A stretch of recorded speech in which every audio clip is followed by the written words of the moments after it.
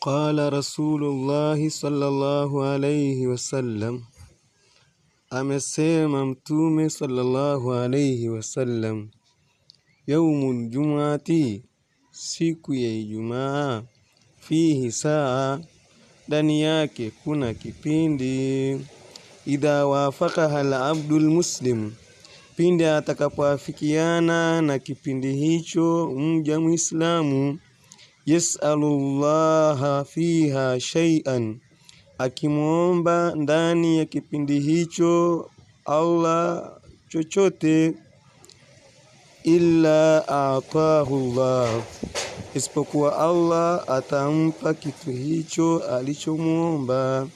Rawahu al-Bukhari wa Muslimu. Ameipokea hadithi hii Imamu Bukhari na Imamu Muslim.